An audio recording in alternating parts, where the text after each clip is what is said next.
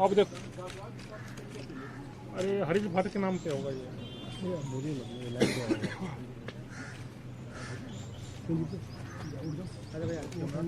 आजा भाई आजा। ये हो गया आपका स्टील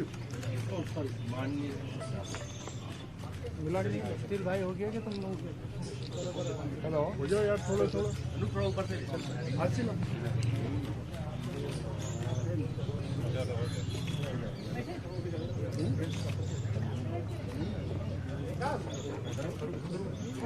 हो गया आपका। थोड़ा मैम मैम एक बार आ जाइए सर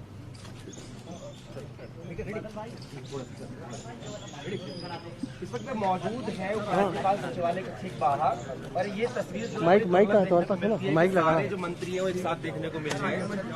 गोपाल जी क्या मांग रखने वाले हैं एलजी से मिलकर? तो माइक लगा ना, गोपाल जी का आवाज आएगा।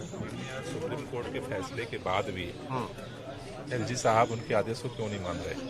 जब ट्रांसफर पोस्टिंग का अधिकार चुनी हुई सरकार को दिया गया, सर्विसेज सेक्रेटरी का ट्रांसफर करके 2 दिन से फाइल उनके पास पड़ी हुई है। उलट यहाँ के ऑफिस से जो है अधिकारियों को धमकाया जा रहा है। साथ ही साथ जो है ये कहा जा रहा है कि मंडे तक ऑर्डिनेंस आ जाएगा, कोई चुनी हुई सरकार की बात मानने की जरूरत नहीं है। तो क्या फिर इस फाइल को इसलिए रोका गया है? ये क्योंकि ये सारे प्रश्न ऐसे हैं जिससे चीजें एक ठहर गई हैं। तो इसलिए इन चीजों को जो है वो समझने के लिए, बातचीत करने के लिए हम लोग यहाँ पहुंचे। बातचीत करने के लिए यहाँ पर आए हुए हैं और देखिए पूरा मंत्रिमंडल एक साथ दिख रहा है और ऐसी जो तस्वीरें हैं बेहद कम देखने को मिलती है। कैलाश जी से बात कर चुका हूँ, इमरान जी से बात करूँगा। इमरान जी यहाँ तक पहुँचे क्या? देखिए हम तो उनसे यही कहना चाह रहे हैं, हम तो बोले बाइक एक बाइक पार्टी उसका पालन करें और जनता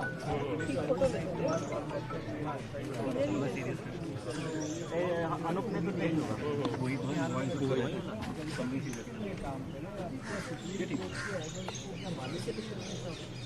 हैरानी की बात है। कॉन्स्टिट्यूशनल बेंच के अपने ऑर्डर सुने तो उसको मानना चाहिए और 2 दिन हमें सौरभ जी ने फाइल भेजी है तो कर देनी चाहिए, क्योंकि सरकार के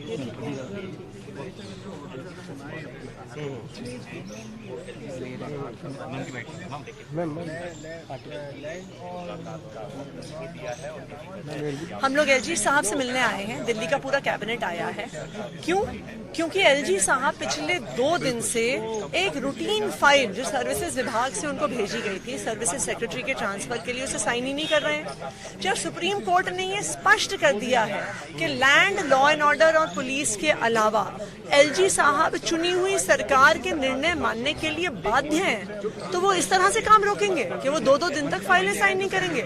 तो हम एलजी साहब से निवेदन करना चाहते हैं कि वो जल्द से जल्द फाइल साइन करें और दिल्ली की चुनी हुई सरकार के काम को ना रोकें। मिलना चाहिए और यही बोल आप मेरे साथ में आतिशी जी और है। आतिशी जी आप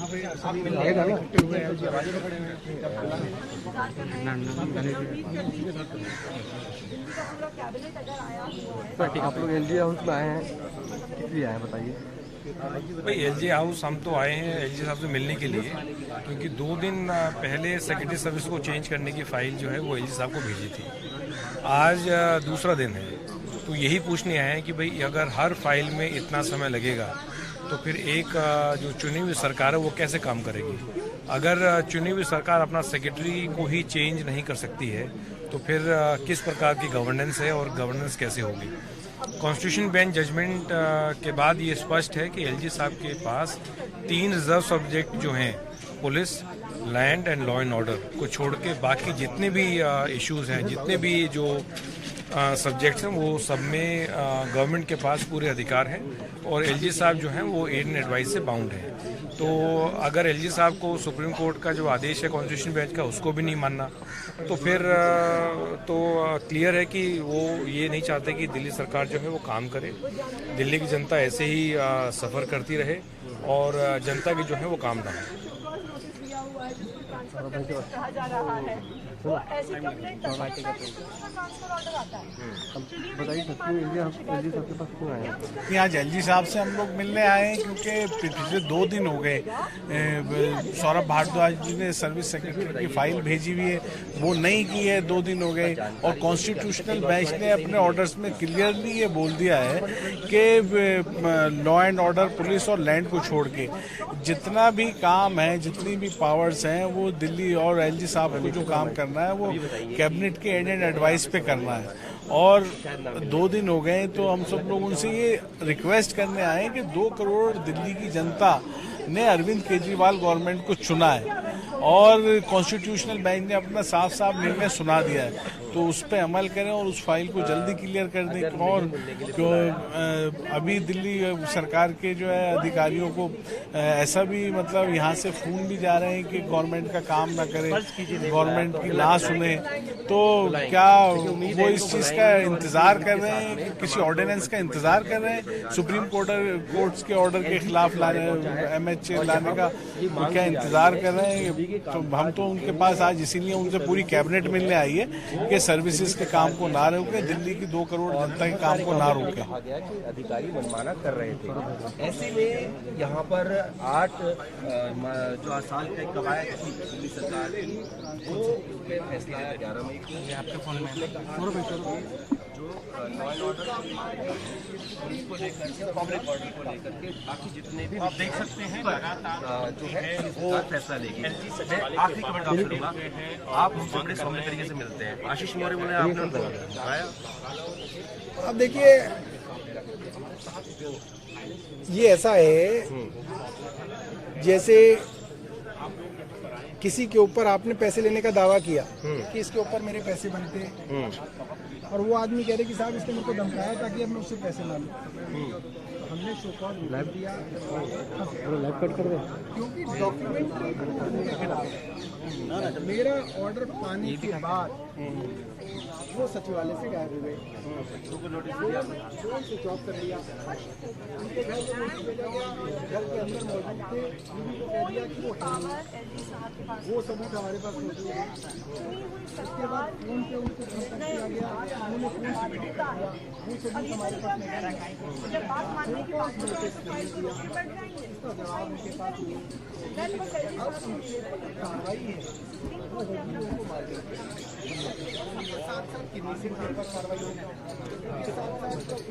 राजशेखर जी पर कार्रवाई होगी, इस सब के खिलाफ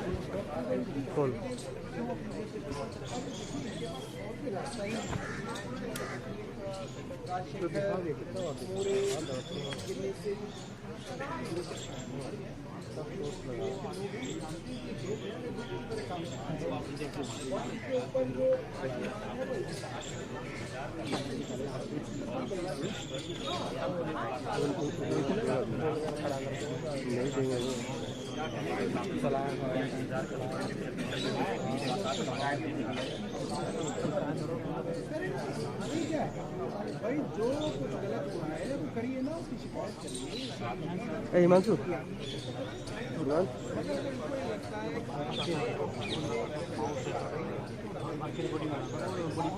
कार्रवाई होगी। और 11 मई को जो फैसला आया था उसका मुख्यमंत्री ने भी प्रेस कॉन्फ्रेंस करके कहा था कि जिन भी अधिकारियों ने काम रोकी, मैं ऑर्डिनेंस वाली बात नहीं बोली, भी होगी, जल्दी बड़े प्रशासनिक फेरबदल होंगे।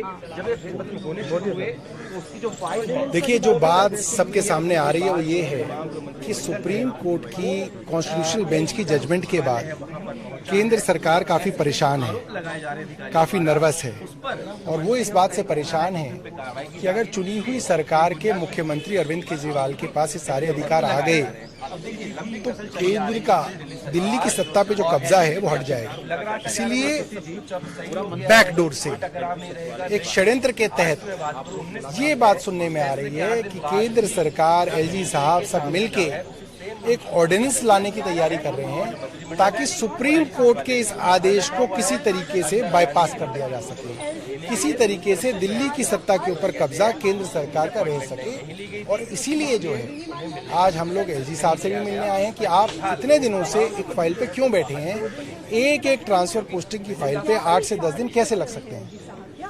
क्या वो सुप्रीम कोर्ट के फैसले करने की कोशिश कर रहा है? क्या ऐसी बात है कि केंद्र सरकार कोई ऑर्डिनेंस लाने वाली है?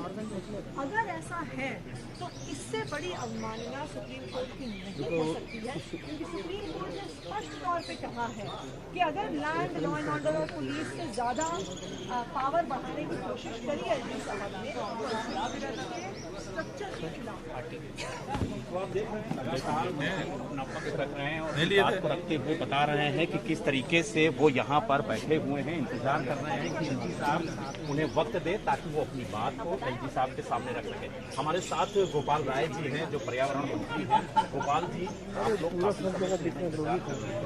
क्या वक्त अभी मिला या अभी भी इंतजार करना, फिर थोड़ी देर बाद उसको बोल तो रोक देने के लिए